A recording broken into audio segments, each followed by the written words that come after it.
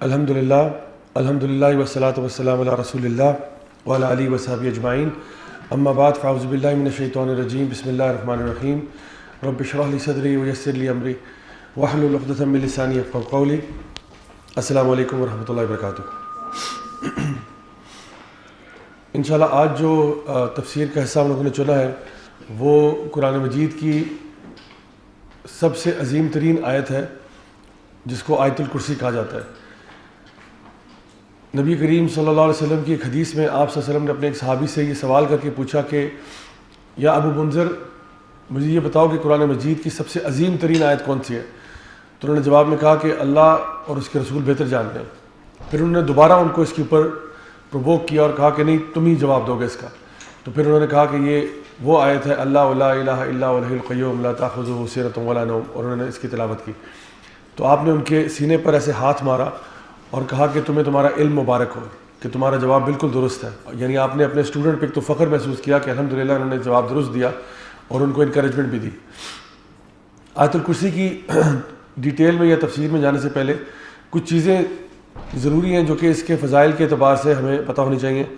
ایک حدیث ہے صحیح بخاری کی جہاں پہ جس کو حدیث ابو ہریرہ بھی کہا جاتا ہے، حالانکہ بہت ساری حدیثیں جو ہے مطلب سیدنا ابو ہریرہ سے آ رہی ہیں، لیکن یہ حدیث اس لیے کیونکہ اس میں ایک خاص واقعہ ہے جو سیدنا ابو ہریرہ رضی اللہ عنہ کے ساتھ ہوا۔ آپ 3 دن سے لگاتار بیت المال جا رہے تھے، اور بیت المال میں ایک عجیب واقعہ یہ ہوا کہ وہاں پہ ایک شخص تھا جو کہ بیت المال سے چوری کر رہا تھا، غلہ چرا رہا تھا۔ تو پہلے دن جب آپ نے اس کو پکڑا تو اس نے یہ کہا کہ بھئی میں تو بڑا مسکین ہوں، میرے حالات بڑے خراب ہیں اور بھوک ہے، پیاس ہے، گھر میں کچھ کھانے پینے کے لیے نہیں ہے، تو آپ میرے ساتھ رخصت کا معاملہ کریں۔ سیدنا ابو ہریرہ کو اس پہ ترس آ گیا اور انہوں نے اس کو چھوڑ دیا۔ یہ معاملہ جب نبی کریم صلی اللہ علیہ وسلم کو بتایا گیا تو آپ نے کہا کہ یہ دوبارہ آئے گا، اور یعنی یہ بندہ باز نہیں آئے گا۔ اگلے دن پھر یوں ہی ہوا کہ وہ دوبارہ جیسا کہ نبی کریم صلی اللہ علیہ وسلم نے بتایا تھا وہ اسی طرح سے غلہ چوری کر رہا تھا۔ اس دفعہ پھر سیدنا ابو ہریرہ نے اس کو پکڑ لیا اور کہا کہ اب تو میں تمہیں چھوڑوں گا نہیں، میں جو ہے نا نبی کے پاس لے کر ہی جاؤں گا صلی اللہ علیہ وسلم کے پاس۔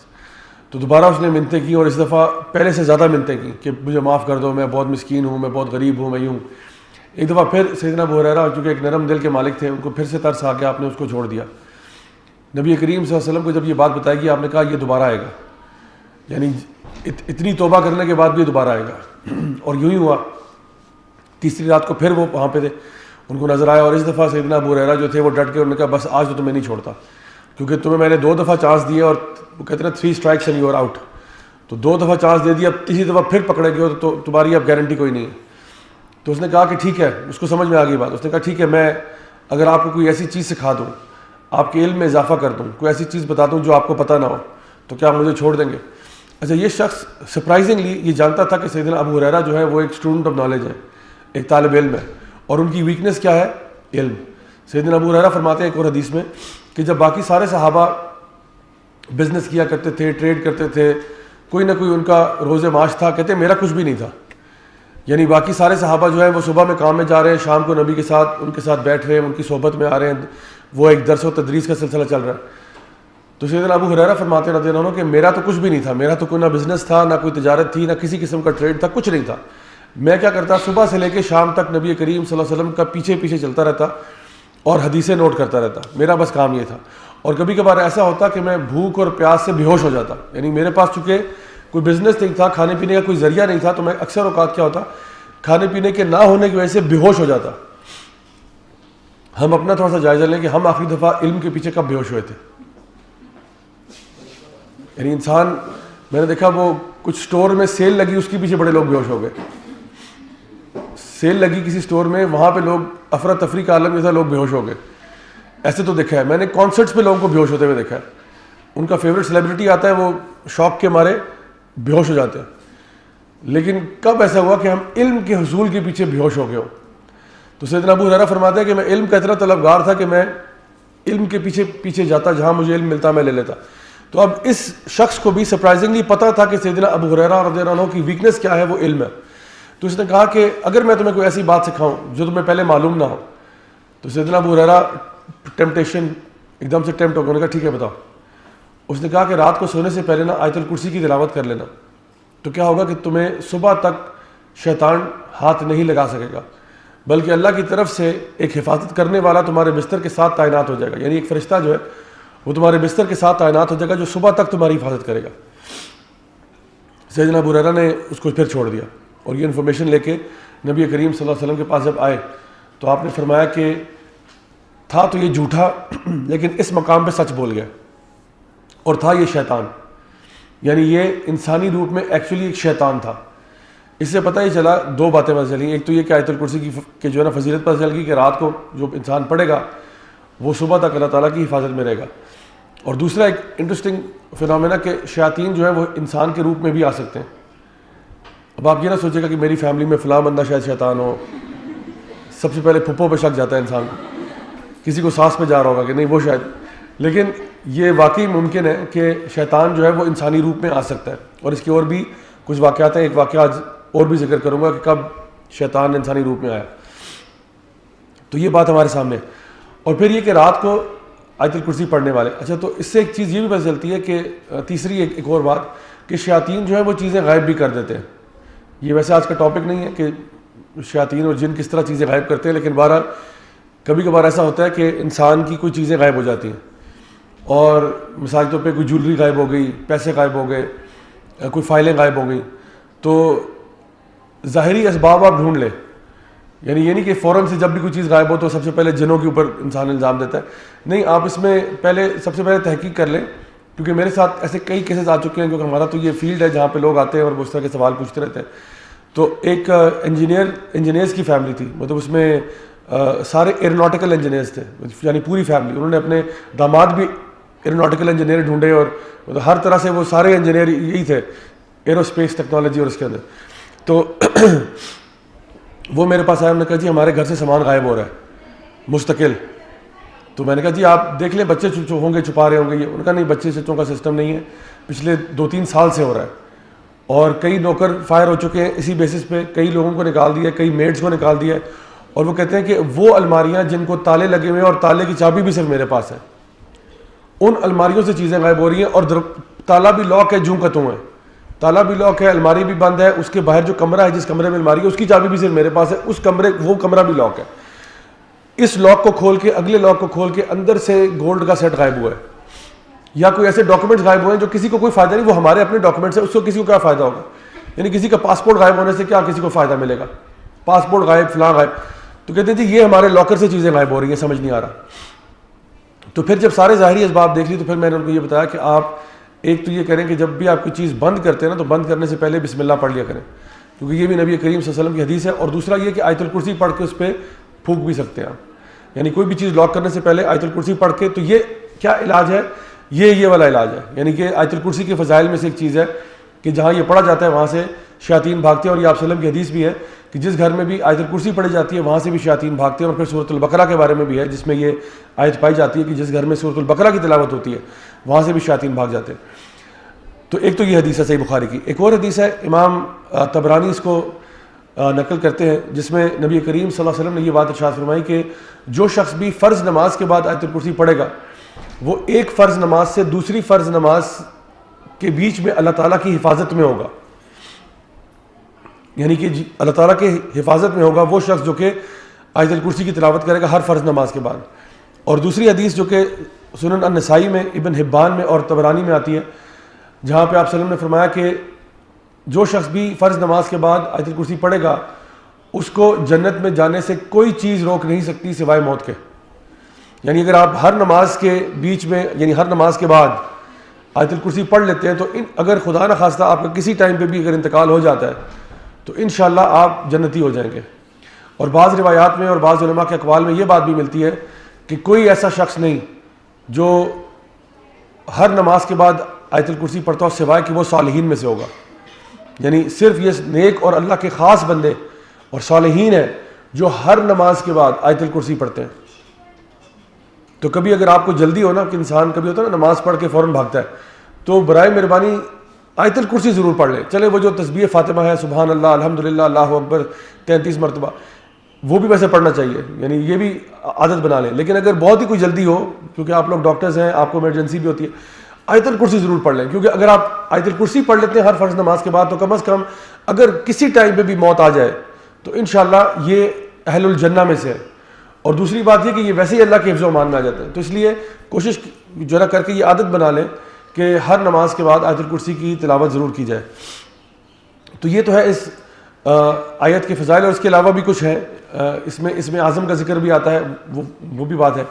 بہرحال یہ آیت اتنی عظیم کیوں ہے، اس کے بارے میں علماء نے بہت سی جو ہے نا رائے کا اس کے اوپر جو ہے نا اظہار کیا. اور پرائمری جو چیز پتہ چل رہی ہے کہ کیوں یہ اتنی عظیم آیت ہے، وہ یہ کیونکہ یہ آیت جو ہے اس کا تعلق یا اس کا ٹاپک جو ہے وہ توحید ہے. اور خاص طور پہ اگر پوچھا جائے تو وہ توحید بالصفات، اللہ تعالیٰ کی جو صفات ہیں وہ اس میں مینشنڈ ہے. ہمارے لیے یہ بات جاننا ضروری ہے کہ ہم اللہ کے بارے میں کچھ نہیں جانتے سوائے اس کے جو اللہ نے اپنے بارے میں خود بتا دیا. آپ اور میں اللہ کے بارے میں کچھ نہیں جانتے. ہم اپنی طرف سے اب کیسرائیاں نہیں کر سکتے کہ اللہ یوں ہوگا، اللہ ایسا ہوگا. بھئی اللہ نے بتایا کہ میں رحمان ہوں، میں رحیم ہوں، میں غفور ہوں، میں غفار ہوں، میں ذوالجلال والاکرام ہوں، میں اول بھی ہوں، آخر بھی ہوں، ظاہر بھی ہوں، باطن بھی ہوں، الحی بھی ہوں، القیوم بھی ہوں. یہ اللہ نے اپنا تصور خود پیش کر دیا.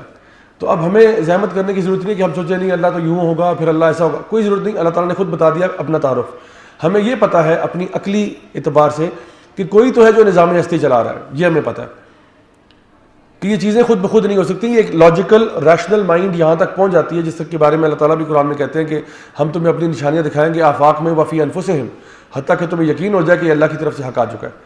تو اللہ اپنی نشانیاں بھی دکھائے گا. اللہ تعالیٰ بار بار کہتے ہیں افلا تعقلون، تم عقل استعمال نہیں کرتے. افلا یتدبرون، تم غور نہیں کرتے. اللہ تعالیٰ فرماتے ہیں افلا ینظرون الی الابل کیف خلقت والی السماء کیف رفعت هل ترى من فطور، تمہیں کیا اس میں کریکس نظر آتے ہیں. یعنی بار بار اللہ تعالیٰ اپنی نشانیوں کی طرف پوائنٹ کرتے ہیں کہ تم ریشنلی لاجیکلی اس بات تک پہنچ جاؤ کہ اس کائنات کا چلانے والا کوئی تو ہے، یہ خود بخود نظام نہیں چل رہا. لیکن وہ کون ہے اس کا پھر اللہ تعالیٰ خود اپنا تعارف کرا رہے ہیں کہ میں یوں ہوں. اب اگر اللہ تعالیٰ کچھ اور بیان کرتے کہ جی اللہ تعالیٰ یعنی اللہ تعالیٰ کی جو اللہ کا جو غضب ہے، اگر اللہ تعالیٰ یوں تعارف کراتے کہ میرا غضب جو ہے وہ میری رحمت سے اوپر ہے، تو پھر ہمیں ماننا پڑتا. یعنی اگر ہمارا بسم اللہ الرحمن الرحیم کے بجائے بسم اللہ الجبار والقہار سے شروع ہوتا، یا الحمدللہ رب العالمین کے بجائے الحمدللہ الجبار والقہار ہوتا، یا شدید العقاب ہوتا، تو پھر پتہ چلتا کہ اللہ تعالیٰ کا جو غضب ہے وہ زیادہ اوپر ہے اور اللہ کی رحمت پیچھے ہے. یا پھر اللہ تعالیٰ اپنی رحمت کا ذکر ہی نہ کرتے اور کہتے کہ جس نے بھی تھوڑا سا بھی لیفٹ رائٹ ہوا اس کو اٹھا کے جہنم میں ڈال دوں گا. لیکن اللہ تعالیٰ نے اپنا تعارف کیوں کرا کہ نہیں، میں رحمان ہوں، رحیم ہوں، غفور ہوں، غفار ہوں، الودود ہوں، العفو ہوں. یہ اللہ تعالیٰ نے اپنے ناموں کا ذکر کیا جس میں رحمت ہے، جس میں شفقت ہے، جس میں محبت ہے. اور یہ بھی بتا دیا حدیث میں کہ اللہ تعالیٰ کی رحمت جو ہے وہ اس کے غضب سے ہمیشہ اوپر ہے. تو یہ اللہ کا تعارف ہے. تو یہ جو آیت ہے تو یہ آیت ہے، لیکن اس میں 10 جملے ہیں، اور اس آیت میں اللہ تعالیٰ اپنا تعارف کرا رہے ہیں کہ اللہ اصل میں کون ہے. تو آیت شروع کہاں سے ہوتی ہے؟ اللہ لا الہ الا ہو، اللہ کوئی اس کے علاوہ عبادت کے لائق نہیں ہے. تو یہ جو توحید ہے، کلمہ توحید، وہاں سے یہ آیت شروع ہو رہی ہے، اور شروع ہو رہی ہے اللہ کے نام سے، اللہ اللہ لا الہ الا ہو. تو سب سے خوبصورت بات یہ کہ اللہ کے نام سے شروع ہو رہی ہے یہ آیت. اور پھر یہ بھی بتا دیا ساتھ توحید کو آتے ہی واضح کر دیا کہ اللہ کے سوا کوئی عبادت کے لائق نہیں ہے. یعنی جس چیز کا نام عبادت ہے وہ صرف اللہ کو سوٹ کرتی ہے، وہ کسی اور بندے کو سوٹ نہیں کرتی. کسی بھی چیز کو، کسی کریچر کو، کسی جن کو، کسی فرشتے کو سوٹ نہیں کرتی. ہم قرآن مجید میں پڑھتے ہیں کہ ان صلاتی و نسکی و محیایا و مماتی للہ رب العالمین، یعنی کہ میری نماز، میرا جینا مرنا، سب کچھ سیکریفائس، میرا سب کچھ اللہ کے لیے. تو جان لیں کہ جس چیز کا نام عبادت ہے وہ عبادت صرف اللہ کے لیے. کل ہی ہم نے پڑھا تھا الدعاء هو العبادہ، دعا بھی عبادت ہے. تو دعا بھی اللہ کے سوا کسی اور سے نہیں مانگ سکتے. ہم سورہ فاتحہ میں پڑھتے ہیں ایاک نعبد و ایاک نستعین، کہ اللہ صرف تیری ہی عبادت کریں گے، اور اگر مانگیں گے تو صرف تجھ سے مانگیں گے، ورنہ کسی اور سے نہیں مانگیں گے. تو مانگنا بھی جو ہے یہ بھی عبادت ہے. اچھا ایک سوال ہے، وہ یہ کہ اگر میں آپ سے کچھ مانگ لیتا ہوں، مثال کے طور پہ میری پینسل گر جاتی ہے تو میں کہتا ہوں پلیز مجھے کوئی یہ اٹھا کے دے دے، تو کیا یہ شرک ہے؟ کیوں میں آپ سے مانگ تو رہا ہوں؟ جی مدد مانگنا نہیں ہے.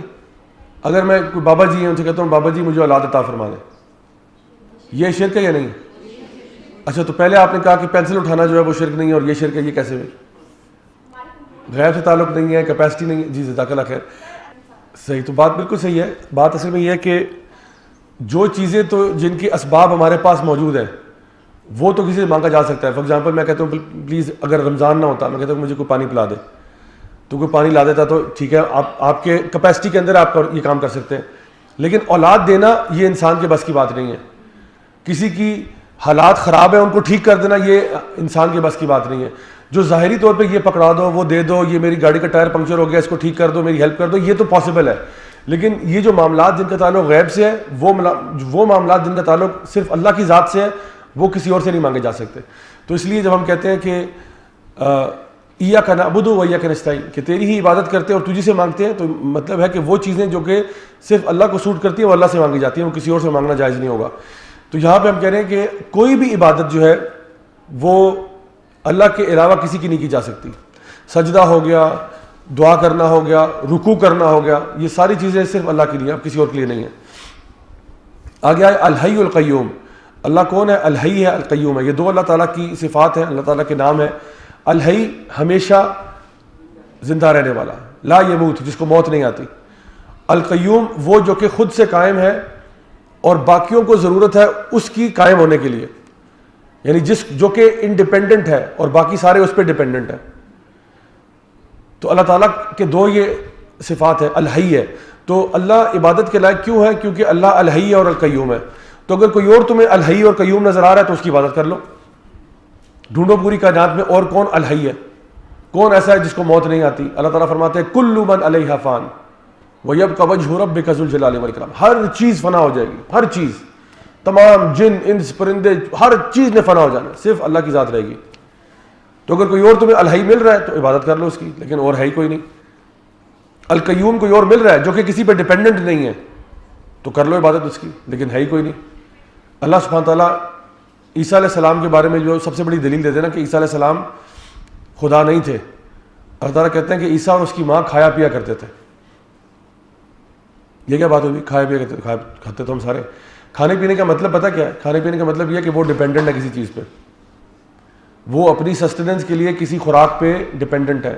ان کو روٹی بنانی پڑے گی, ان کو کھانا تیار کرنا پڑے گا, ٹھیک ہے, ان کا ایک ہیومن پروسیس ہے جو کہ چلے گا. وہ ڈیپینڈنٹ ہے, انڈیپینڈنٹ نہیں ہے. اگر انڈیپینڈنٹ ہوتے تو کہتے جی ان کو خوراک کی بھی ضرورت نہیں ہے, تو بغیر خوراک کے جی رہے ہیں, خود ہی سیلف سسٹیننگ ہے. لیکن سیلف سسٹیننگ ہے کوئی نہیں. تو اس لیے اللہ کے دو نام یہ جو ہے نا, یہ بڑے پاورفل نام ہے, الحی القیوم. پھر فرمایا آگے لا تاخذہ سنۃ ولا نوم. اب یہ مزید اللہ تعالیٰ کی صفات بیان کی جا رہی ہیں کہ اللہ کو نہ تو اونگ آتی ہے نہ نیند آتی ہے. یہ خاص طور پہ نا بالخصوص جو کرسچن نیریٹو ہے اس کا رد ہے. کرسچن نیریٹو کیا ہے کہ اللہ تعالیٰ نے دنیا کو 6 دن میں پیدا کیا اور 7ویں دن اللہ تعالیٰ نے آرام فرمایا. یہ ان کا باطل عقیدہ ہے. حالانکہ اللہ تعالیٰ کلیریفائی کر رہے ہیں کہ نہ تو اللہ کو اونگ آتی ہے نہ نیند آتی ہے, یعنی ہلکی سی بھی جو کہتے ہیں نا وہ جو نیند کے جھونکے آ رہے ہوتے ہیں انسان, نہ اللہ کو وہ آتے ہیں نہ اللہ تعالیٰ کو پراپر نیند آتی ہے, کچھ بھی نہیں آتا. یہ جو عیب آپ نے اللہ تعالیٰ کے اوپر نسبت کرنے کی کوشش کی ہے, اللہ اس سے پاک ہے. تو اللہ تعالیٰ یہ کلیریفائی کر رہا ہے کہ اللہ تعالیٰ کسی کے اوپر ڈیپینڈنٹ نہیں ہے. اللہ تعالیٰ نیند کا بھی محتاج نہیں ہے. نیند تو انسانوں کو آتی ہے. اور اگر یہ بھی کہا جاتا ہے کہ عیسیٰ علیہ السلام کو نیند آتی ہے, وہ بھی سو جاتے ہیں, عیسیٰ علیہ السلام کی ماں بھی سو جاتی ہیں, تو تب بھی سمجھ آ جاتی بات کہ دیکھو وہ بھی ڈیپینڈنٹ ہے نیند کے اوپر. ان کو تھکاوٹ ہوتی ہے, ان کو ایک جو ہے نا ان کے اوپر بھی ایک فٹیگ کا غلبہ آ جاتا ہے, ان کو بھی ٹائرڈنس فیل ہوتی ہے, وہ بھی سو جاتے ہیں, ان کی بھی یہ ریکوائرمنٹ ہے. نہیں سوئیں گے تو پھر پرابلم ہو جائے گا آگے جا کے. تو اس لیے اللہ تعالیٰ اپنے آپ کو کلیریفائی کر رہے ہیں یہاں پہ. اور پھر لہو ما فی السماوات و ما فی الارض, جو کچھ بھی آسمانوں اور زمین میں ہے وہ سب اللہ کا ہے. اور مقامات پہ اللہ تعالیٰ فرماتے ہیں ان اللہ علی کل شیء قدیر, اللہ تعالیٰ ہر چیز پر قادر ہے. یہ زمین و آسمان میں جو کچھ ہے وہ سب اللہ کا ہے. اور یہ بڑا پاورفل عقیدہ اگر آپ کو سمجھ میں آ جائے, یہ جو آیت ہے نا سبحان اللہ, یہ اگر سمجھ میں آ جائے تو انسان کے اندر سے خوف چلا جائے. جو انسان اللہ سے بنا کے رکھ رہا ہے, جو انسان اللہ تعالیٰ کے ساتھ ایک اچھا ریلیشن شپ رکھ رہا ہے, اور وہ یہ جانتا ہے کہ اللہ تعالیٰ جو ہے وہ ہر چیز پر قادر ہے, زمین و آسمان کی ہر چیز اللہ تعالیٰ کے قبضہ قدرت میں ہے, وہ پھر فیئرلیس ہو جاتا ہے, وہ نڈر ہو جاتا ہے. نبی کریم صلی اللہ علیہ وسلم کے اوپر آپ کو پتہ ہے کہ قاتلانہ حملے کا پلان ہوا, ٹھیک ہے, اور یہ وہ واقعہ جو میں نے کہا تھا میں بتاؤں گا آپ کو کہ جہاں پہ ایک شیطان جو ہے وہ انسانی روپ میں آیا. یہ کون تھا؟ یہ ابلیس تھا. ابلیس ایک بزرگ کی شکل میں, جب قریش ملے نا, سارے قریشی لیڈرز نے پرائیویٹ گیدرنگ رکھی, پرائیویٹ گیدرنگ, پبلکلی اس کو سوشل میڈیا پہ ڈال نہیں دیا کہ بھی فلاں جگہ ایونٹ ہو رہا ہے سارے آ جاؤ. پرائیویٹلی ایک دوسرے کو بتایا کہ بھائی کل شام کو اتنے بجے ہم ملیں گے, اور یہ بائی انویٹیشن اونلی ہے, خود سے کوئی بندہ ایڈیشنل بندہ کوئی نہیں آئے گا. اچھا یہ لوگ سارے مل گئے, ان کی کوئی 14 قبیلے تھے, ان ساروں کے سردار جو ہیں وہ سارے مل گئے. اچھا کچھ دیر کے بعد کیا ہوا, دروازے پر دستک ہوئی, تو ایک بزرگ بڑا سینئر قسم کا بندہ باہر کھڑا ہوا تھا, اور اس نے بڑا ایٹیٹیوڈ کے ساتھ انٹر ہو گیا. اچھا کسی نے سوال بھی نہیں کیا کہ بھائی ایک تو یہ بات ہے یہ ایونٹ ایڈورٹائز نہیں تھا, تو یہ کوئی بزرگ لگ بھی ذرا رسپیکٹیبل رہا ہے, اپنی شکل و صورت سے اپنے لباس سے لگ رہا ہے کہ کوئی مہذب آدمی ہے, تو ظاہری بات ہے کسی نے بلایا ہوگا اور کوئی خاص بندہ ہوگا تو اس لیے آیا. کسی نے سوال ہی نہیں کیا اسے کہ تم کون ہو بھی کہاں سے آؤ, لیکن بہرحال وہ بھی آ کے اس ٹیبل پہ بیٹھ کے جہاں سارے بیٹھے ہوئے تھے. اب مشورے آ رہے ہیں, ایک نے کہا بھائی ایسا کرتے ہیں کہ محمد صلی اللہ علیہ وسلم کو یہاں سے شہر سے باہر نکال دو, ان کو جلا وطن کر دو. تو اس پہ یہ بزرگ کھڑا ہوا, اس نے کہا کہ بھائی میں نہیں سمجھتا کہ تمہارا آئیڈیا اچھا ہے. پہلی بات ہے تم کون ہو بھائی, کہاں سے آئے ہو؟ لیکن بیچ میں اس نے ایک دم سے کہا میرا نہیں خیال تمہارا آئیڈیا اچھا. اس نے کہا بھائی کیوں؟ اس نے کہا اس لیے کہ خدا کی قسم, اب اللہ کی قسم ہی کھا رہا ہے, کہتا ہے خدا کی قسم اگر یہ کیا تو نبی کے جو فالوورز ہیں وہ اس کے پیچھے چلے جائیں گے. دوسرا یہ کہ یہاں پہ تو ہم نے پھر اس کے اوپر ایک پریشر کریٹ کیا ہوا ہے, تو اس کی دعوت رکی ہوئی ہے. یہ جب کسی اور شہر جائے گا وہاں تو کوئی اس کے اوپر پریشر نہیں ہوگا, یہ بندے اکٹھے کر کے واپس آئے گا اور ہمارے اوپر غلبہ پا جائے گا. تو اس لیے یہ آئیڈیا میں سمجھتا ہوں بالکل فضول ہے. پھر آپس میں بحث شروع ہوئی. پھر کسی جو ہے نا اور نے ہاتھ کھڑا کیا, اس نے کہا جی میرا خیال ہے کہ اس کو قید کر لیا جائے, جیل میں بند کر لیا جائے. پھر یہ کھڑا ہو گیا بزرگ, اس نے کہا میں نہیں سمجھتا تمہارا آئیڈیا کسی کام کا, یہ تمہارا آئیڈیا بالکل فضول ہے. بھائی دوبارہ سے لوگوں نے سوچا بھائی تم کون ہو, کہاں سے تم آئے ہو, کیا مطلب آئیڈیا کس طرح, تم ہر چیز کو رد کیسے کر رہے ہو؟ اس نے کہا کہ اگر تم نے اس کو جیلوں میں بند کر دیا تمہارے خلاف ایک ریبیلین کھڑا ہو جائے گا, لوگ عوام جو ہیں یہ آ جائیں گے, اس کو جیلوں سے نکال لیں گے اور جو ہے نا تمہارا ستیہ ناش ہو جائے گا. تو میں نہیں سمجھتا یہ آئیڈیا اچھا ہے. پھر خاموشی ہوئی. کچھ دیر کے بعد ابو جہل کھڑا ہو گیا. ابو جہل نے کہا میں اب وہ کہنے جا رہا ہوں جو تم سب سوچ رہے ہو. ابو جہل نے کیا کہا؟ اس نے کہا میں اب وہ کہنے جا رہا ہوں جو تم سب سوچ رہے ہو, آؤ اس کو قتل کر دیتے ہیں. اب ایک دم سے کھلبلی مچ گئی. جیسے اس نے یہ کہا تو یہ بزرگ پھر کھڑا ہوا, اس نے کہا کہ یہ بات صحیح ہے, کیونکہ جان لیں کہ شیطان جو ہے نا وہ آئیڈیا آپ سے نکلوائے گا. خود وہ کہہ سکتا تھا کہ بھئی ہاں اچھی بات ہے کہ اس کو قتل کر, اس کو پتا تھا کیا وہ کرنے جا رہا ہے, لیکن اس نے کیا کہا, وہ صرف ایڈوائز کرتا ہے. اس نے کہا یہ آئیڈیا برا ہے, کچھ اور سوچو. یہ بھی آئیڈیا برا ہے, کچھ اور سوچو. اب ابو جہل نے کہا قتل کر دیتے. کہتے ہیں ہاں یہ ہوئی نا بات. اب کہتے ہیں ہاں تمہارے آئیڈیا کو فائن ٹیون میں کرتا ہوں, آئیڈیا بہت اچھا ہے لیکن یہ بھی فضول ہے. فضول اس لیے کیونکہ تم کہہ رہے ہو ایک بندہ جا کے مار دے, غلط آئیڈیا ہے. ایسا کرو برائے مہربانی, حکمت کا تقاضا یہ ہوگا 14 کے 14 قبیلوں میں سے ایک ایک بندہ جا کے قتل کرے, تاکہ جو خون ہے وہ سب پہ پھیل جائے, اور پھر جو قریش اس کی فیملی والے ہیں یہ کس کس سے بدلہ لیں گے, اور ہم کیا کریں گے, اس کو بلڈ منی پے کر دیں گے, پیسے سے دے کے معاملہ ختم کر دیں گے. تو یہ آئیڈیا بہترین ہے, اس سے کیا ہوگا ہم بھی بچ جائیں گے اور ہمارا مسئلہ بھی ختم ہو جائے گا. تو لوگوں نے کہا ٹھیک ہے پھر ایسا کرتے ہیں کہ 3-4 دن کے بعد کوئی پلان بنا. اس نے کہا 3-4 دن والی بات ہی نہیں ہے, آج ہوگا, یہ آج, کل پرسوں ترسوں والی بات نہیں. دیکھیں سبحان اللہ, شیطان کے ٹریپس میں آپ کو بتاؤں, جب آپ نیکی کے کام کرتے ہیں نا تو شیطان کہتا ہے چھوڑو یار کل کر لینا, پرسوں کر لینا. لیکن جب گناہ کا کام ہوتا ہے کہتے ہیں ابھی کرو, ابھی کرو, ڈو اٹ رائٹ ناؤ. آپ کو پتہ ہے کہ ہم لوگ ڈیل کرتے ہیں ڈفرینٹ کیسز کے ساتھ, اسپیشلی یوتھ کے ساتھ, جو یوتھ پورنوگرافی ایڈکشن سے گزر رہے ہوتے ہیں.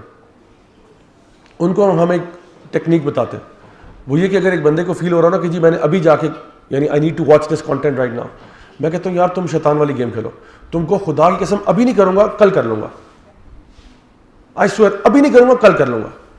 اور کیا کہتے ہیں ٹمارو نیور کمز, کل کا دن جب آئے گا پھر اپنے آپ کو یہ کہنا کہ خدا کی قسم ابھی نہیں کروں گا, کل کر لوں گا, کل کر لوں گا. کیونکہ شیطان جو ہے نا اس کے ٹریپس یہی ہیں. وہ کیا کرتا ہے نیکی کے کاموں میں کہتا ہے ڈیلے کر لو, نماز کا وقت ہو گیا چلو کوئی بات نہیں, آدھے گھنٹے بعد پڑھ لیں گے, ابھی کون سا نماز قضا ہو رہی ہے, اب چلو 15 منٹ بھی ہیں, ابھی 20 منٹ ہو رہے ہیں, پتہ چلا نماز کا ٹائم ہی نکل گیا. اور گناہوں میں کہتا ہے ابھی کرو, ابھی کرو, ابھی کرو, ابھی کرو. تو جب یہ قتل کا آئیڈیا پلان مان گیا نا, لوگوں نے کہا پھر 3-4 دن تک پلان کرتے ہیں, ذرا دیکھتے ہیں کوئی بندے, 3-4 دن نہیں, آج رات کو ہوگا یہ. اچھا یہ جب یہ سارا معاملہ ہو رہا تھا, اس گیدرنگ میں جبریل علیہ السلام بھی سب کچھ سن رہے تھے, موجود تھے وہاں, اللہ کے حکم سے وہاں پہ آئے ہوئے تھے. جبریل علیہ السلام وہاں سے نکلے, سیدھا نبی کریم صلی اللہ علیہ وسلم کے پاس گئے اور ان کو بتا دیا کہ یا رسول اللہ آپ کے ہجرت کا وقت آ گیا, اب آپ یہاں سے نکلیں. کیونکہ نبی جو ہے وہ انتظار کرتے ہیں کہ جب تک اللہ کی طرف سے حکم نہیں آئے گا وہ ہجرت نہیں کرتے. جبریل علیہ السلام نے نبی کریم صلی اللہ علیہ وسلم سے کہا کہ اب آپ سامان اٹھائیں اور نکلیں یہاں سے. نبی صلی اللہ علیہ وسلم نے جیسے ہی اپنا سامان وغیرہ اکٹھا کیا, آپ باہر آئے تو دیکھتے ہیں کہ 14 نوجوان لڑکے کھڑے ہوئے ہیں جن کے ہاتھوں میں تلواریں ہیں اور نیزے ہیں اور ان کے قتل کے لیے تیار کھڑے ہیں. اچھا اب مجھے بتائیں, ہم اگر اپنے گھر سے کبھی باہر نکلیں اور ہمیں پتہ ہو کہ جی ہمارے پیچھے کوئی قاتلانہ حملے کا پلان بن رہا ہے اور 14 لوگ گنز لے کے کھڑے ہوں یا تلواریں لے کے کھڑے ہوں اور ہم ان کو دیکھیں اور وہ ہماری طرف دیکھیں, اس کے بعد آپ کیا کریں گے؟ بھاگیں گے نا, رائے فرار اختیار کریں گے. فوراً دیکھا ان کو ایکسکیوز می کر کے نکل جائیں گے واپس. نبی کریم صلی اللہ علیہ وسلم نے کیا کیا؟ آپ نے ان کی طرف دیکھا, آپ نے زمین سے نا مٹی اٹھائی تھوڑی سی اپنے ہاتھ. اب بڑی عجیب بات ہے, آپ نے زمین سے مٹی اٹھائی, آپ سیدھا ان کی طرف چلے گئے اور آپ نے کیا کیا کہ ان کے سروں پہ مٹی چھڑکنا شروع کر دی. جتنے یہ لڑکے کھڑے ہوئے تھے نا سب نے ایسے پگڑیاں چگڑیاں پہنی ہوئی, ان سب کے سروں پہ ایسے مٹی پھینکنا شروع کر دی. اور یعنی وہ ایک لائن کھڑی ہوئی, اس لائن کے آگے سے گزر رہے ہیں, ٹھیک ہے, گزر رہے ہیں, مٹی چھڑک رہے ہیں, سب کے منہ کے آگے سے گزر کے چلے گئے اور ان کے سر پہ مٹی چھڑک دی. اچھا یہ کیا تھا؟ یہ عربوں کے ہاں یہ ایک وے تھا کسی کو للکارنے کے لیے کہ you want to fight, let's do it. تم مجھے مارنا چاہتے ہو, لیٹس ڈو اٹ. میں ایک ہوں, تم 14 ہوں, لیٹس برنگ اٹ آن. اچھا نبی کریم صلی اللہ علیہ وسلم کو اس وقت پتہ نہیں تھا کہ اللہ سبحانہ تعالیٰ نے نا ان کو انویزیبل کر دیا تھا ان کی آنکھوں سے. اللہ تعالیٰ نے ان کی آنکھوں پہ پردے ڈال دیے اور نبی کو بچا لیا. لیکن نبی کو بھی معلوم نہیں تھا. وہ تو جب انہوں نے سب کے سر پہ چھڑک دیا تو ان کو سمجھ میں آئی کہ یہ تو کوئی ریئیکشن ہی شو نہیں کر رہا, یہ تو بالکل آپس میں باتیں کر رہے جیسے کچھ بھی نہیں ہوا. پھر ان کو ریئلائز ہوا کہ اللہ تعالیٰ نے ان کو انویزیبل کیا, پھر آپ سے وہاں سے نکل گئے. دیکھیے یہ میں نے آپ کو واقعہ کیوں بتایا اور اس آیت کی تفسیر میں کیوں بتا رہا ہوں, لہو ما فی السماوات و ما فی الارض. نبی کریم صلی اللہ علیہ وسلم کیا بات جانتے تھے کہ جب میرے ساتھ اللہ ہے نا, زمین و آسمان کا مالک اللہ ہے, ان اللہ علی کل شیء قدیر, ایک ایک ذرے پر ریت کے اللہ تعالیٰ قدرت رکھتا ہے, بارش کے قطرے پر اللہ تعالیٰ قدرت رکھتا ہے, ایک چیز لیفٹ سے رائٹ نہیں ہو سکتی سوائے اللہ تعالیٰ کی پرمیشن کے. تو انہوں نے کہا بھئی یہ 14 ہوں یا 1400 ہوں یا 14,000 ہوں, اگر اللہ میرے ساتھ ہے یہ کچھ بھی نہیں ہے. تو آپ کو یقین تھا اپنے مشن پہ, آپ کو یقین تھا اس بات پہ کہ اللہ میرے ساتھ ہے, اس لیے آپ نے ان کو جا کے کھلے عام للکار لیا, آ جاؤ let's see what you can do, کیونکہ میرے ساتھ تو اللہ, تمہارے ساتھ کون ہے. یہ فیئرلیسنس دین اسلام آپ کے اندر کریٹ کرتا ہے. جس بندے کا اللہ تعالیٰ کے ساتھ اچھا ریلیشن شپ ہونا وہ پھر فیئرلیس ہو جاتا ہے, وہ پھر کسی سے ڈرتا نہیں ہے. اور اللہ تعالیٰ نے کیا معاملہ کیا, کس طرح بچایا کہ ان کی نظروں پہ پردے ڈال دیے باقی ساروں, آپ آرام سے وہاں سے نکل گئے. یہی معاملہ کل بھی ہم بات کرتے تھے. ابراہیم علیہ السلام جب ان کو پھینکا گیا آگ کی طرف, جبریل علیہ السلام آئے, انہوں نے کہا میرے ساتھ آ جائے, انہوں نے کہا نہیں, کیوں, حسبی اللہ و نعم الوکیل, اللہ میرے لیے کافی ہے. جبریل آج تیری بھی ضرورت نہیں, اللہ ہے نا, بس ختم ہو گئی بات. ٹھیک ہے میں اس وقت آسمان میں اڑ رہا ہوں, آگ کی طرف جا رہا ہوں, ڈیسٹینیشن میری آگ ہے, لیکن مجھے اللہ پہ پورا یقین ہے کیونکہ اللہ ان اللہ علی کل شیء قدیر, لہو ما فی السماوات و ما فی الارض, زمین و آسمان سارا اللہ کا. اللہ جس کو چاہے جیسے مرضی کر دے, آپ کی پراپرٹیز بدلنا چاہے اللہ کر سکتا ہے, اس میں کیا. یہ وہ فیئرلیسنس ہے جو دین آپ کے اندر کریٹ کرتا ہے. تو اس لیے اگر آپ یہ آیت سمجھ جائیں اور خاص طور پہ اس کا یہ حصہ سمجھ جائیں تو انسان کی زندگی کے نقشے بدل جائیں, کہ انسان کو پتہ چل جائے کہ مجھے کسی چیز سے ڈرنے کی ضرورت نہیں کیونکہ اللہ میرے ساتھ ہے. اللہ تعالیٰ فرماتے ہیں من ذا الذی یشفع عندہ الا باذنہ, کون ہے وہ جو شفاعت کرے گا اللہ کے سامنے سوائے اس کے جس کو اللہ تعالیٰ خود اجازت دے دے. یعنی اللہ کے سامنے کس کی مجال ہے کہ کسی کی سفارش کرے, کوئی نہیں کر سکتا سوائے اس کے جس کو اللہ خود اجازت دے گا. یعنی ٹوٹل اتھارٹی پاور جو ہے وہ اللہ کے ہاتھ میں. اللہ تعالیٰ کون ہے, مالک یوم الدین ہے, قیامت کے دن کا مالک اللہ ہے. تو کوئی کسی کی سفارش نہیں کر سکتا. یہ سفارشوں والا سسٹم یہاں چلتا ہے کہ بندہ میرٹ پہ نہیں ہے جی, سفارش کر کے اس کو ان کر دیا آپ نے, نمبر اس کے پورے آئے نہیں, پلیز جی اس کو داخلہ کروا دیا جی, چلو اپنا کسی پھوپھی کا لڑکا تھا کچھ تھا, چلو اس کو ان کر دیا. لیکن اللہ کے ہاں کوئی کسی کو سفارش کی اجازت نہیں ہے سوائے اس کے جس کو اللہ خود پرمیشن دے گا. اب یہ کانسیپٹ کیا ہے, ایک تو نبی کریم صلی اللہ علیہ وسلم کو اللہ تعالیٰ اجازت دیں گے شفاعت کرنے کی, لیکن یہ نہیں کہ ہر ایرے غیرے کے لیے سب کے لیے سفارش ہے, ایسا نہیں ہے. جس کو الاؤ کیا جا رہا ہے وہ بھی اللہ ڈیسائیڈ کرے گا, اور جس کے لیے سفارش کی جا رہی ہے وہ بھی اللہ ڈیسائیڈ کرے گا. اللہ کہے گا نبی کریم صلی اللہ علیہ وسلم سے آپ ان کی سفارش کر سکتے ہیں, کر لیں. اور سفارش اس کی نہیں ہوگی کہ جہنم سے نکال کے جنت میں لے جاؤ, اس کی سفارش نہیں ہو رہی. سفارش ہو رہی ہے جو آلریڈی ماشاءاللہ نیک تھا, اس کا سٹیٹس تھوڑا اوپر کرنا ہے, مزید اوپر لے جانا ہے اس کو. ورنہ جہنم سے نکالنا ہوتا تو ابو لہب کی سفارش نہ ہو جاتی, جس کے بارے میں قرآن میں آ رہا ہے تبت یدا ابی لہب و تب. کیا نبی نہیں چاہتے تھے کہ ان کے فیملی ممبر جو ہے سارے جنت میں آ جائیں؟ ابراہیم علیہ السلام نہیں چاہتے کہ ان کے والد صاحب بھی جنت میں آ جائیں, لیکن ابراہیم علیہ السلام کی بھی سفارش ان کے والد کے لیے قبول نہیں ہوئی. ابراہیم علیہ السلام اتنا بڑا مقام، اتنے بڑے رسول، اتنے بڑے نبی اللہ تعالیٰ کے، اللہ کے خلیل اللہ، اللہ کے بہترین دوست، ان کی بھی سفارش قبول نہیں ہو رہی. کیوں؟ کیونکہ جس کے لیے مانگی جا رہی ہے اس سے اللہ راضی نہیں ہے. ابراہیم علیہ السلام کے والد کون تھے؟ ان کے اندر کئی قسم کے کفر بڑھے ہوئے تھے. ایک تو بتوں کے بنانے والے، بتوں کو بیچنے والے، بتوں کو پوجنے والے، بتوں کا بزنس کرنے والے، اس سے کمائی کرنے والے. تو حدیث میں آتا ہے کہ قیامت والے دن ابراہیم علیہ السلام کہیں گے یا اللہ مجھے آج امبیرس نہ کرنا، مجھے آج ایسا نہ ہو کہ میں آج امبیرس ہو جاؤں سب کے سامنے کہ میرا باپ جہنم میں جا رہا ہے. تو اللہ تعالیٰ کیا کریں گے کہ ان کے باپ کو وہ شکل دیں گے جو ان کے اندر سے ریفلیکٹ کرتی ہے. جو ایک ہائینہ ہوتا ہے نا، جس کو اردو میں لگڑ بگڑ کہتے ہیں، اس کی شکل میں ان کے والد پیش کیے جائیں گے کہ اس کا اندر سے نا یوں تھا. تو پھر ابراہیم علیہ السلام اپنا منہ پھیر لے گا کہ بس میں اس کو دیکھنا نہیں چاہتا، کیونکہ ہمیں تو ظاہری چیزیں نظر آتی ہیں نا. اب دیکھیں ہم لوگ سیلفیاں لے کے نیٹ پہ ڈالتے ہیں. اگر کوئی ایسا کیمرہ ہوتا جو ہمارے روح کی اور دل کی سیلفی لے سکتا کہ اندر کیا چل رہا ہے، کیا ہم اپلوڈ کرتے؟ کیا اگر ہمارے ماتھے کے اوپر ہمارا لاسٹ گناہ جو ہے وہ ایک ٹکر کی طرح چل رہا ہوتا کہ میں نے جو ابھی پچھلا گناہ کیا وہ یہ تھا، کانسٹنٹلی ہمارے دماغ ہمارے ماتھے پہ نا یہ چل رہا ہوتا کہ ابھی پچھلا گناہ یہ کیا ہے، کیا ہم اپنی سیلفیاں لے کے نیٹ پہ ڈالتے؟ تو اصل میں نا جو انسان کا اصلیت ہے نا وہ قیامت والے دن سمجھ میں آ جائے گی کیا ہے. اور اس کے بارے میں بے شمار احادیث ہیں. کچھ لوگ ہوں گے جن کے چہرے بڑے بہت بد شکل لوگ ہوں گے، کچھ لوگ ہوں گے جو آدھے بد شکل ہوں گے، آدھے بڑے خوبصورت ہوں گے. یہ وہ لوگ تھے جو اچھے کام بھی کرتے تھے اور برے بھی کرتے تھے. قیامت کے دن کیسے آ رہے ہیں؟ ایک طرف سے بہت ہی گندی شکل، انتہا اگلینس، جسم بھی اسی طرح، شکل بھی اسی طرح، اور ایک سائڈ بہت خوبصورت. کون لوگ ہیں؟ جو اچھائی تو کرتے تھے لیکن برے کام بھی اسی زور و شور سے کرتے تھے. تو یہ اس حالت میں قیامت والے دن آ رہا ہے. تو انسان کی جو اصلیت ہے نا وہ اس دن سمجھ میں آ جائے گی.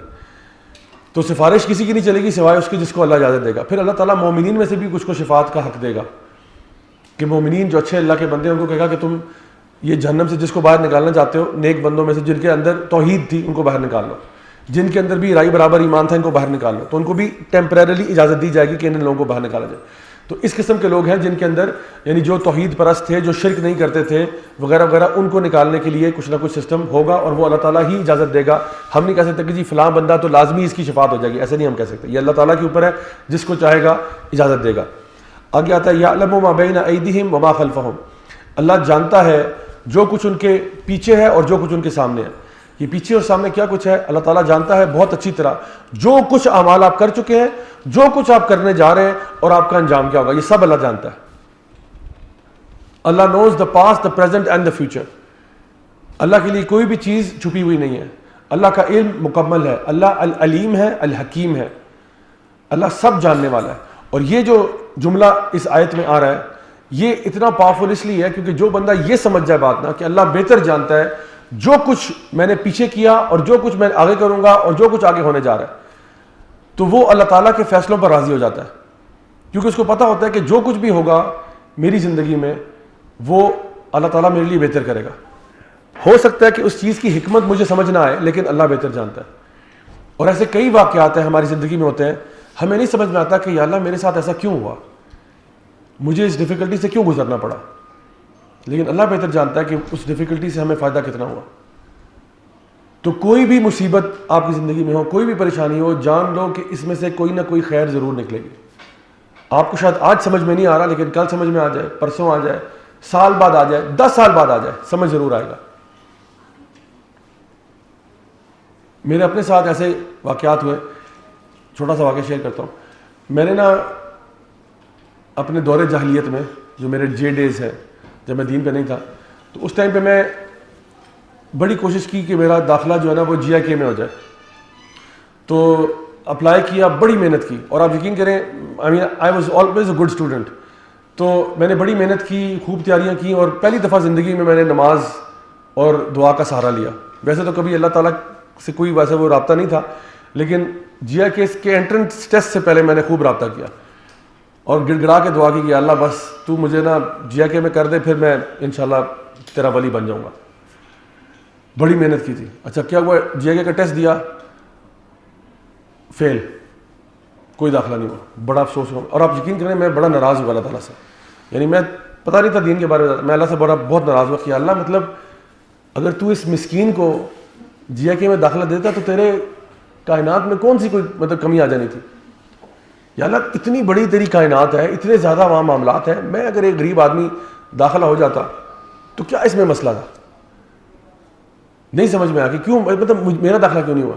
اچھا پھر میرے پیرنٹس نے کہا کوئی بات نہیں بیٹا نسٹ کے لیے ٹرائی کرو. چلیں جی, بڑا وہ روتے دھوتے میں نے نسٹ کے لیے ٹرائی کیا. پھر خوب محنت کی, جی میٹ سیٹ جو ٹیسٹ آ رہے تھے سارے پریکٹس کر لیے, دعائیں مانگی, گڑ گڑا کے دعائیں مانگی, نہیں ہوا داخلہ. پریشانی کا عالم. میں تو سمجھو کہ بس زندگی ختم ہو گئی. 2 یونیورسٹی میرے پاس صرف 2 یونیورسٹیز ٹارگیٹ لسٹ پہ تھی, تیسری کوئی نہیں تھی. امی ابو نے پھر بڑا کہا بیٹا کوئی بات نہیں بیٹا فاسٹ ٹرائی کرو فاسٹ. میں کہ چلو بڑا پہلے نہ کرتے, میں کہ چلو فاسٹ کا ٹیسٹ دیتے. بڑی محنت فاسٹ کا ٹیسٹ دیا, ہو گیا الحمدللہ. اتنی بھی سیڈ سٹوری نہیں ہے. ہو گیا. اور میں نے جب میں ایڈمیشن کرانے گیا انہوں نے کہا سر مبارک ہو آپ نے ٹاپ کیا. میں نے کہا مجھے پتا ہے, کیونکہ 2 ٹرائل کے بعد بھی اب ٹاپ نہ کرتا تو پتہ نہیں کہاں ہوتا. کہتے سر آپ کے تو ہائیسٹ مارکس آئے, آپ کا ایک بھی سوال غلط نہیں ہے. میں کہا الحمدللہ, یہ مجھے آئیڈیا پہلے ہی تھا. تو فاسٹ میں ہو گیا. لیکن مسئلہ یہ تھا کہ اب میرے جتنے بھی دوست ہیں جو جی آئی کے میں جن کا داخلہ ہو گیا, جن کا نسٹ میں ہو گیا, وہ مجھے وہاں سے پکچرز بھیج رہے ہیں کہ I am chilling out in the G I K cafe. کوئی کہہ رہا ہے یار نسٹ کی چائے بڑے مزے کی ہوتی ہے, کوئی کہہ رہا ہے فلانا. میں اندر سے سڑ رہا ہوں, مجھے اندر سے آگ لگی ہوئی ہے کہ بھائی یہ لوگ وہاں پہ یعنی دندناتے پھر رہے ہیں, میں یہاں پہ. حالانکہ fast is a good institute, لیکن مجھے تھا کہ بس میری 3rd آپشن تھی نا, تو میں یہاں کیوں. تو خیر میں بڑا پریشان ہوا. میں نے 1 سیمسٹر لگایا وہاں پہ. اس کے بعد میں نے امی کو کہا کہ میں آپ کے ہاتھ جوڑتا ہوں, مجھے اجازت دیں, میں ملک سے باہر پڑھنا چاہتا ہوں. یہ پین میں برداشت نہیں کر سکتا. یہ جو تصویریں آ رہی ہیں, جو یہ مطلب کامنٹس آ رہے ہیں, یہ مجھے نہیں سہا جا رہا. تو امی نے بھی کہا بیٹا دیکھ لو مطلب باہر کے حالات مشکل ہیں, وہاں تو میں سب کچھ. میں کہا جو بھی کرنا پڑے گا یہاں سے بہتر ہوگا وہ. خیر میں انگلینڈ چلا گیا. انگلینڈ گیا, بہت خراب ہوا, ڈی ٹریک ہو گیا, بالکل اوٹ پٹانگ کاموں میں ملوث ہو گیا. انگلینڈ سے میں نے بیچلرس کیا, پھر آسٹریلیا سے ماسٹرس کیا, گھوم پھر کے صحیح معنوں میں پکا گبراہ ہو گیا. اور اس کے بعد لانگ اسٹوری شارٹ یہ کہ کچھ عرصے کے بعد مولوی ہو گیا. ٹھیک ہے, وہ ایک اور کہانی ہے کیسے مولوی ہوا. بہرحال گھوم پھر کے ڈفرینٹ کمپنیز کے ساتھ کام شام بھی کیا. اور اسی دوران تحقیق کرتے کرتے وہ جو بلے شاہ نے کہا تھا نا بلا کی جانا میں کون, سوال کرتے کرتے میں مولوی ہو گیا. تو پاکستان واپس آیا, کام شروع کیا. ہماری آرگنائزیشن بن گئی یوتھ کلب کے نام سے, اور میں نے اپنے آپ کو وقف کر لیا کہ بس اللہ کی دین کے لیے بس میں نے اپنی پوری زندگی اسی میں لگا دینی ہے. اچھا یہ کام شروع کیا. اب کیا ہوا جی آئی کے سے فون آتا ہے ایک دن کہ جی آپ برائے مہربانی وہاں پہ ٹاک کے لیے ہم آپ کو جو نا بلانا چاہ رہے ہیں. میں کہ ٹھیک ہے. اچھا آپ یقین کریں گے میں جی آئی کے جب فرسٹ ٹائم گیا, جو پروٹوکال ملا ہے آپ کی سوچ ہے, ڈین, ہیڈ آف ڈپارٹمنٹ, فلاں ڈمکا, سارا پروٹوکال, لیفٹ رائٹ اسٹوڈنٹس, پھولوں کے گلدستے, ٹھیک ہے, اور پھول نچھاور ہو رہے. میں کہا جی اتنا پروٹوکال, سبحان اللہ. جب میں ان کے آڈیٹوریم میں گیا وہاں پہ عوام بیٹھی ہوئی تھی, تو میں نے پہلے الفاظ دیکھے کہ میں آپ کا انٹری ٹیسٹ فیل ہوا تھا. لوگ ہنسنا شروع ہو گئے. میں نے کہا دیکھو سبحان اللہ, میں اس ادارے میں پڑھنے کے قابل نہیں تھا, لیکن آج پڑھانے کے قابل ہو چکا ہوں. اور جب میں پہلی دفعہ نسٹ گیا, آج بھی میں نے نسٹ جانا ہے, آج بھی میری اس کے بعد کمٹمنٹ نسٹ کی ہے. جب میں پہلی دفعہ نسٹ گیا تو وہاں پہ میں نے ایگزیکٹلی یہ الفاظ کیا کہ میں نے کہا کہ جی میں آپ کے ادارے میں پڑھنے کے قابل نہیں تھا, لیکن الحمدللہ یہاں پڑھانے کے قابل ہوں. اور اللہ تعالیٰ نے مجھے, اگر آپ مجھے آج کہنا کہ کیا آپ جی آئی کے میں داخلہ چاہتے ہیں یا اگر آپ لائف کو چینج کرنا چاہتے ہیں, میں کہوں خدا کے سے میں چینج نہیں کرنا چاہتا, کیونکہ جو پاتھ اللہ نے میرے لیے چنا تھا نا وہ میرے سوچ سے بہت بہتر تھا. میں چاہتا تھا میں ایز اے اسٹوڈنٹ یہاں داخل ہوں. اللہ تعالیٰ کا نہیں, تجھے میں ٹیچر بنا کے بھیجوں گا. اسٹوڈنٹ کیوں جاتے ہو, میں جب تمہارے لیے بہتر کر رہا ہوں تم کیوں چھوٹا مانگ رہے ہو. تو الحمدللہ یہ عزت اللہ تعالیٰ نے پورے پاکستان میں دی, بڑے سے بڑے انسٹیٹیوٹ میں, لمز میں, آئی بی اے میں, ہر ماشاءاللہ ہر پلیٹ فارم پہ اللہ تعالیٰ نے عزت دی ہے. اور مجھے پتا ہے کہ اگر میں جی آئی کے والا روٹ لیتا تو شاید میں آج یہاں پہ بھی نہ ہوتا, کیونکہ میری لائف بالکل ایک ڈفرینٹ رخ پہ ہوتی. لیکن جو اللہ نے میرے لیے پاتھ چنا الحمدللہ میں اس سے بالکل راضی ہوں. تو جان لو کہ اللہ تعالیٰ سب جانتا ہے جو تمہارے پیچھے ہے اور جو تمہارے آگے ہے. کوئی بھی معاملہ زندگی میں ہو, کوئی مصیبت آئے, کوئی ڈیفیکلٹی, کوئی پریشانی, جان لو اس میں کوئی نہ کوئی بہتری ضرور نکلے گی. ہمارے وزیر اعظم صاحب جو ہیں عمران خان, ان کی مدر جو ہیں وہ کینسر کی وجہ سے ان کی ڈیتھ ہوئی. بڑی دردناک موت ہوئی ان کی, بڑی پینفل ڈیتھ, بڑا پینفل ایکسپیرینس. اور ایک بیٹے کے لیے اپنی ماں کو اس طرح سے سفر کرتے ہوئے دیکھنا کتنی افسوس کی بات ہے اور کتنی دکھ کی بات ہے. تو واقعہ تو یہ یقیناً بڑا افسوسناک ہے. لیکن اس واقعے سے فائدہ کیا ہوا, ایک کرکٹر نے اپنے کرکٹنگ فیلڈ کو چھوڑ کے اپنی تمام انرجیز کینسر ہاسپٹل بنانے میں لگا دیں. اگر عمران خان کی ماں بستر میں نیچرل کازز کی وجہ سے مر جاتی تو کیا آج شوکت خانم ہوتا؟ کیا دوسرا شوکت خانم پشاور میں ہوتا؟ کیا مزید پلانز بن رہے ہوتے کہ جی پورے پاکستان میں ہم لوگوں نے فری کینسر کا علاج ہو؟ یہ سب نہ ہوتا. لاکھوں ماؤں کی جانیں بچ گئیں. کیوں؟ کیونکہ ایک ماں اس ایکسپیرینس سے گزری تھی. تو جان لیں کہ اللہ تعالیٰ کی حکمتیں شاید آپ کو آج سمجھ میں نہ آئے اور آپ پریشان ہو, لیکن کل آپ کو ضرور سمجھ میں آ جائے گی. آگے اللہ تعالیٰ فرماتے ہیں وسع کرسی السماوات والارض. اللہ تعالیٰ کی جو کرسی ہے وہ اس نے پھیلی ہوئی ہے آسمان اور زمین پر. یعنی یہ جو اللہ کی کرسی ہے, سبحان اللہ, یہ بھی ایک ایسا جملہ ہے جو ہمیں بتاتا ہے کہ اللہ تعالیٰ کی پاور کیا ہے, اللہ کون ہے. یہ پوری کائنات جو ہے نا, ہم جس پلانٹ پہ بیٹھے ہوئے ہیں, یہ پلانٹ ارتھ ہے.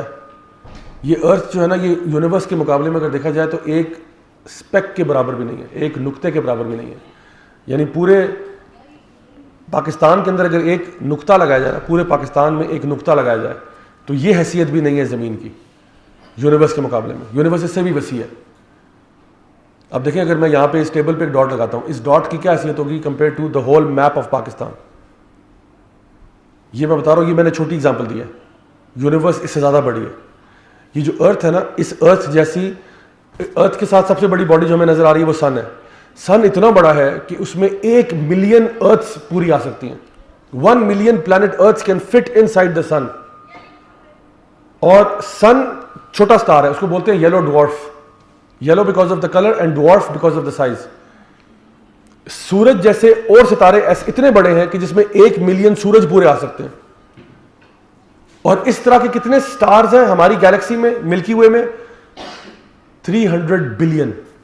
300 بلین کم از کم سٹارز ہیں ہماری ملکی وے گیلیکسی میں. اور یہ ملکی وے گیلیکسی کیا ایک ہی گیلیکسی ہے؟ نہیں, اس جیسی بھی کوئی 250 بلین اور گیلیکسیز ہیں. اور ہمارے ساتھ والی جو گیلیکسی ہے وہ اینڈرومیڈا ہے, جس میں 400 بلین سٹارز ہیں. یہ آپ سوچنے کی کوشش بھی کریں نا, آپ کا دماغ اڑ جائے گا, نہیں سمجھ سکتے. یونیورس کے سائزز ہم سوچ بھی نہیں سکتے کتنی وسیع یونیورس ہے. اس کے لیے بیسٹ میں آپ کو ریکمینڈ کر سکتا ہوں یوٹیوب کے وہ ویڈیوز جس میں وہ کمپیریزن دیا ہوا ہے ارتھ کا, پھر سٹارز کا, پھر سٹارز کا, پھر سپر سٹارز کا. پھر آپ دیکھتے ہو کہ یار یہ تو کائنات کہاں سے کہاں جا رہی ہے. وسع کرسی السماوات والارض. یہ پوری کائنات جو ہے نا, اس کا مقابلہ اگر کرسی سے کیا جائے تو کیا ہے؟ حدیث میں آتا ہے جیسے کہ ایک صحرا کے اندر انگوٹھی پھینک دی جائے. یعنی پوری کائنات, اتنی بڑی کائنات ہے. میں تو بات 300 بلین 400 بلین کی باتیں ہو رہی ہیں. اتنی بڑی کائنات کے اندر اگر کرسی سے مقابلہ کیا جائے تو ایک پورا سہارا ڈیزرٹ میں اگر ایک انگوٹھی پھینک دیں تو اس انگوٹھی کی کیا حیثیت ہے سہارا ڈیزرٹ کے اندر؟ یہ حیثیت ہے اس پوری کائنات کی اللہ تعالیٰ کی کرسی کے ساتھ. اور کرسی کا عرش کے ساتھ کیا کمپیریزن ہے؟ ایک صحرا میں انگوٹھی پھینک دی جائے. اور اللہ کون ہے؟ الرحمن علی العرش استوى, جو اپنے عرش سے بھی اوپر ہے. یہ ہے اللہ, اور اس کی نافرمانی ہم کر رہے ہیں. اسی لیے ہمارے علماء کہتے تھے یہ مت دیکھو تمہارا گناہ کتنا چھوٹا ہے, دیکھو کہ کس ذات کی نافرمانی کر رہے ہو. جانتے ہو اللہ کون ہے؟ اتنا بڑا اللہ, پوری کائنات کا خالق و مالک, ہر چیز پر جس کا اختیار ہے, ہر چیز پر جس کی قدرت ہے. کوئی چیز ادھر سے ادھر نہیں ہو سکتی سوائے اس کی اجازت کے. اور وہ تمہیں حکم دے کہ یہ کام کر لو, یا وہ منع کرے یہ کام نہیں کرنا اور تم کرو اس کام کو جس سے منع کیا گیا تھا, یا وہ کام چھوڑ دو جس کا حکم وہ دے رہا ہے.